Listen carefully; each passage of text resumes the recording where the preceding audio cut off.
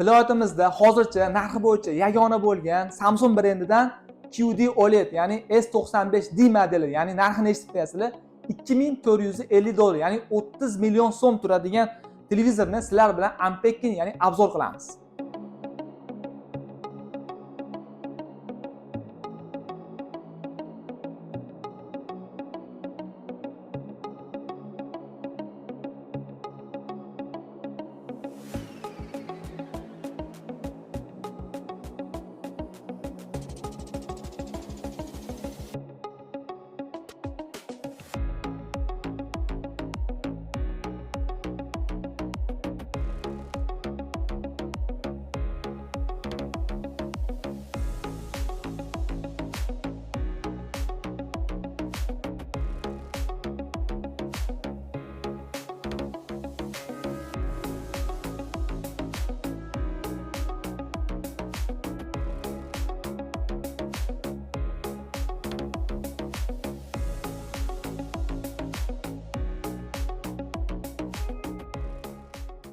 Ko'rib turgan qurilmangiz nima deb o'ylashingiz mumkin? Albatta bu ushbu televizorimizda protsessor, ya'ni miyasi bo'ladi. Nimaga bunaqa qilingan desangiz, oddiy ushbu qurilma orqali televizorni ingichkaligini ko'rishingiz mumkin. Devorga qo'ysangiz hech qanaqangi xalaqit bermaydi. Mana chalamdan ham kichkina, ya'ni chiqib qolmaydi. Shuni hisobiga buni podstavkani tagiga qo'yib turib, televizorda o'zini qo'ysangiz, devoringiz hech qanaqangi chiqmasdan chiroyli turadi va ushbu narsa miyalari hamma yo'g'i buni ichida bo'ladi va ko'rishingiz mumkin. Bu yerda LAN, optический o'zini xodlari, parabolistiskiy o'zimiz antenna, siya kartali, USB ikkitadan va asosiysi HDMI porti 4 tali, hammasi 144 Hz da qo'llab-quvvatlaydi va USB va yana One Connect. Ushbu One Connect nima deyishingiz mumkin?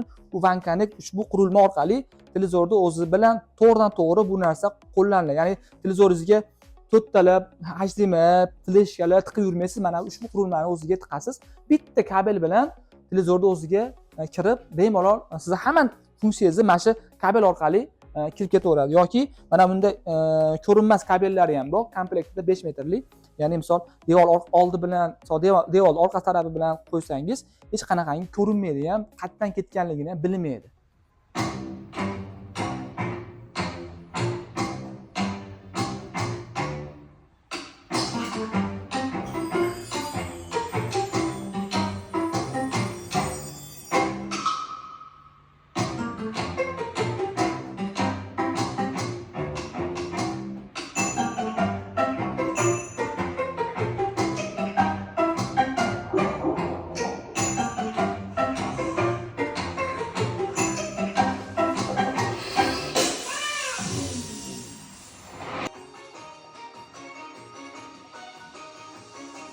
Assalomu alaykum hurmatli mijozlarimiz. Bugun sizlar bilan Samsung brend tomonidan ishlab chiqarilgan 65 talik QD OLED texnologiyasida ishlaydigan S95D modelini polniy obzorini qilib beramiz va u haqida to'liq ma'lumot va narxlarni video oxirida aytaman. Ushbu televizorimiz protsessori NQ4i 2-pokoleniya bo'ladi.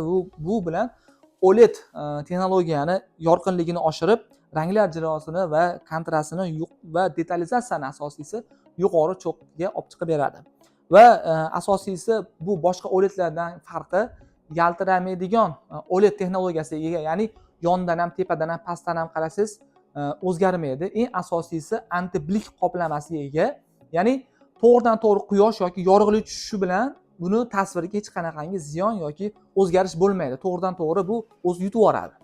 Va uchinchisi texnologiyasi bu OLED HD Pro, ya'ni har bitta piksel sizga yuqori yorug'lik va shu bilan birga haqiqiy qora rangni yetkazib beradi va OLED HDR10, ya'ni HDR+ texnologiyasidan ko'ra 70% gacha yorqinroq bo'ladi va operatsion sistemasi Tizen operatsion sistema va ko'rishingiz mumkin juda ham oson va qulay, nihoyatda funksiyalari ham ko'p va daily ilovalar orqali siz kundalik ishlaringizni bemalol bajarishingiz mumkin.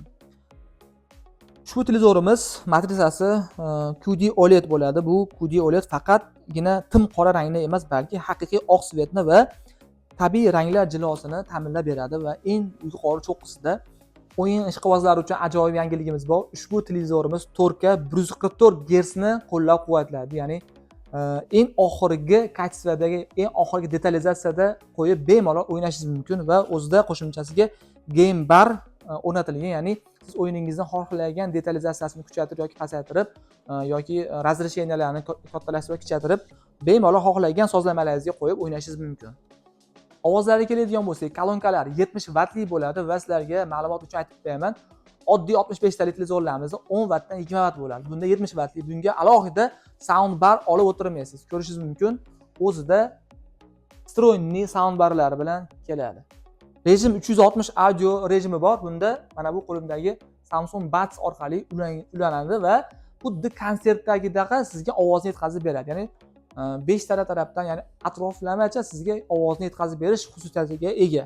Va bu yerda yana qo'shimchasiga Dolby Atmos texnologiyasini qo'llab-quvvatlaydi va Q Symphony'ni qo'llab-quvvatlaydi. Ya'ni yana bunga qo'shimchasiga soundbar olsangiz, ham soundbarni ham televizorda o'zidan birlashib ovoz chiqadi. Bu ajoyib effekt beradi va bunda OTS texnologiyasi bor, ya'ni OTS plus texnologiyasi bor, ya'ni qayerda harakat bo'lsa, o'sha yerdan xuddi sizga ovoz kelayotganligini yetkazib beradi.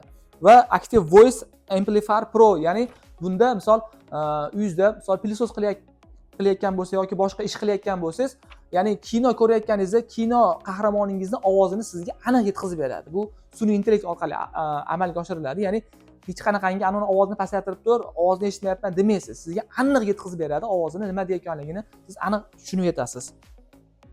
Va Adaptive Sound Pro texnologiyasi bu sizni ushbu televizor xonaga qo'yganingizdan so'ng xonani moslab turib, ya'ni xonani o'zini akustikasi bilan, lazerlari bilan xonani qanday joylashganligiga e'tibor berib turib, sizga sun'iy intellekt orqali kino ko'rayotganingiz bo'lsa, kinoni yoki konsert bo'lsa, konsertga yarasha ovozni yetkazib beradi.